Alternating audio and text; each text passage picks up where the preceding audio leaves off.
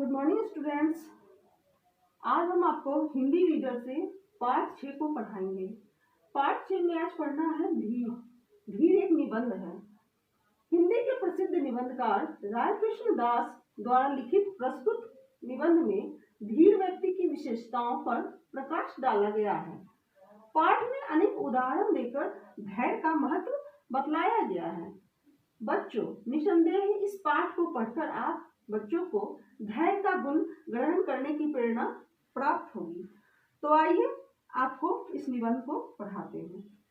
जो धीर है वही संसार में कुछ कर सकते हैं। जो लोहे की चादर की भांति जरा देर में ही गर्म हो जाते हैं, जरा देर में ही ठंडे पड़ जाते हैं, उनके किए क्या हो सकता है। मसल है यानी कहावत है, जो बादल गरजते हैं वे बरसते नहीं। धीर मनुष्य का मन समुद्र के समान होता है, वह गंभीर और अथाह होता है। समुद्र में अनेक नदियां गिरती हैं पर वह अपनी सीमा नहीं लांघता है। इसी तरह धीर पुरुष को चाहे जितने आनंद और ऐश्वर्य प्राप्त हो जाए, वह अपनी मर्यादा का पालन करता रहता है। किसी चिंता या दुख से वह विचलित नहीं होता। समुद्र में तूफान आता है तो किसी की क्या मजाल है जो उसे रोक सके। धीर मनुष्य को रोक पाना भी किसी के लिए संभव नहीं होता है। धीर मनुष्य जो है वो समुद्र की तरह ही मर्यादा का पालन करने वाला होता है, अथाह होता है और अपनी सीमा को नहीं लांघता है, वही धीर कहलाता है। एक बड़ा दार्शनिक कहता है, चाहे युद्ध हो चाहे मरण क्यों न हो, जिसका मन ऐसे समय में भी हिमाचल की तरह अचल रहता है वही धीर है। सचमुच जिसका मन जरा से दुख से दुखी और जरा से सुख से सुखी से उद्विग्न हो गया, वह क्या कर सकेगा। कैसा ही समय क्यों न आन पड़े, कैसी ही भारी बातें क्यों न हो जाए।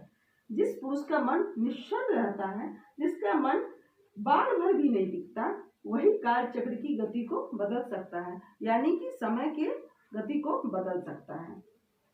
वही संसार के वीरों में गिना जाता है, वही संसार में कुछ कर गुजरता है। उसी का नाम हम इतिहासों में अजर अमर पाते हैं। नेपोलियन का जब यूरोप फतह कर रहा था तो किसी ने उससे कहा, महाराज ऑल्पस पर्वत सामने खड़ा है, सेना उसके दूसरी ओर कैसे जाएगी।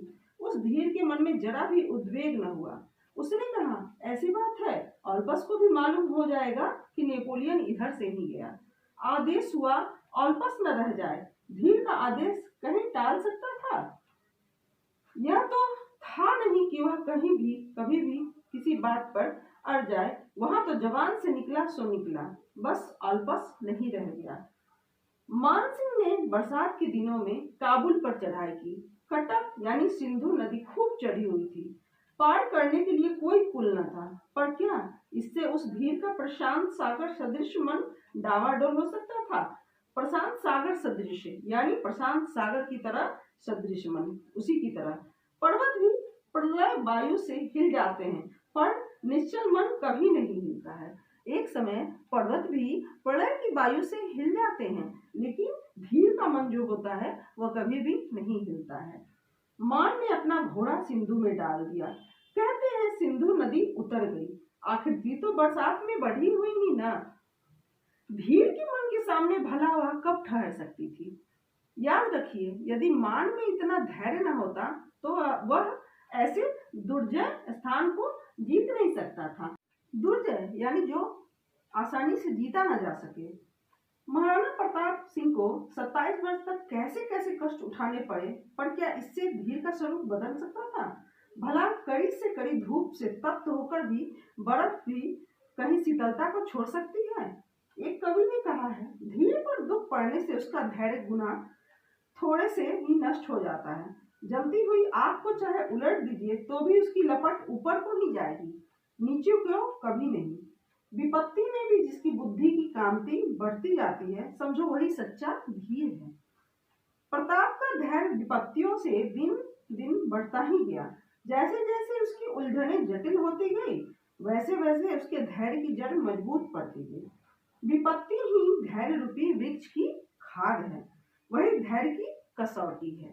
कसौटी उसे कहा जाता है, वो एक ऐसा पत्थर होता है जो सोने की सच्चाई को, यानी वो खरा है या खोटा है, जांचने के उसकी परीक्षा लेने के काम में आता है। तो वैसे वैसे उसके धैर्य की जड़ मजबूत पड़ती गई। विपत्ति ही धैर्य रूपी वृक्ष की खाद है, वही धैर्य की कसौटी भी है।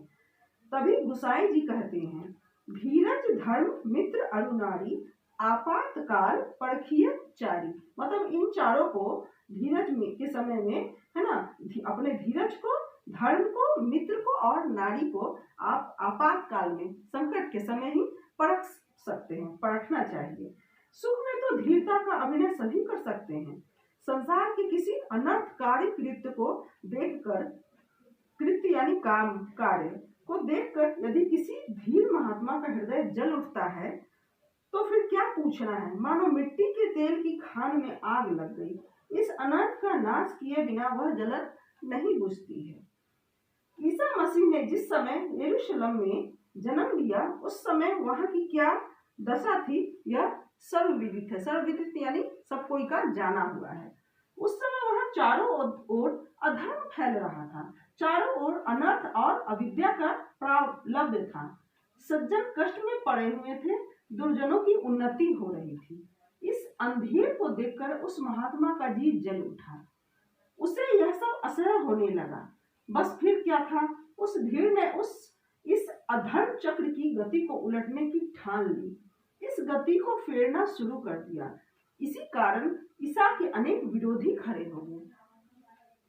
उन लोगों ने चाहा कि पाप चक्र की गति न रुकने पाए, मतलब पाप का जो चक्र चल रहा है, जिस तरह से पाप उन लोग कर रहे हैं, उसकी गति को वो रोकना नहीं चाहते थे। वो चाहते थे कि पाप बढ़ता ही जाए, वह ज्यों का त्यों बनी रहे।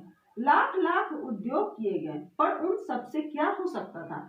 दुर्जनों ने ईसा के आंदोलन को रोकना चाहा, धैर्य को अधीरता से जीतना चाहा। इसका नतीजा क्या हुआ, थोड़े दिन के लिए पाप चक्र की चाल और भी बढ़ गई, अत्याचार और भी बढ़ गए। धैर्य को अधीरता से जीतना चाहा, इसका नतीजा क्या हुआ, अत्याचार दिनों दिन बढ़ने लगे। पापियों ने सोचा अब हमारी जीत हुई, किंतु यह बात उन्हें न सूझी कि मरने के समय चींटियों के भी पर निकल आया करते हैं। जब दीपक बुझने को होता है तब उसका प्रकाश बढ़ जाता है। निदान अत्याचारों की बढ़ती यहाँ तक हुई कि ईसा धर्म विद्रोही सिद्ध किए गए और उन्हें सूली पर चढ़ाने का शाही हुक्म हो गया। हर एक आदमी अपने मन से संसार को तोलता है। इस बादशाह ने भी ईसा को अपने मन रूपी कांटे से तोला। वह ईसा को अपने समान ही अधीर समझ बैठा। उसे निश्चय था कि ईसा अब राह पर आ जाएगा। मृत्यु का नाम सुनकर वह डर जाएगा और चुप हो बैठेगा। पर भला धीर भी कहीं मृत्यु से डरते हैं? मृत्यु को तो वे फूलों के हार की तरह ग्रहण करते हैं। आत्मबलि से ही उनके कार्य की सिद्धि होती है। ऐसे समय में ही तो उन्हें अपने सच्चे या झूठे होने का पता चलता है। ऐसे ही समय में दृढ़ रहने से तो उनकी उपाधि यानी धीर जो है वो सार्थक होती है। खैर ईसा सूली पर चढ़ गए, उनके हाथ पांवों में कीलें ठोक दी गई।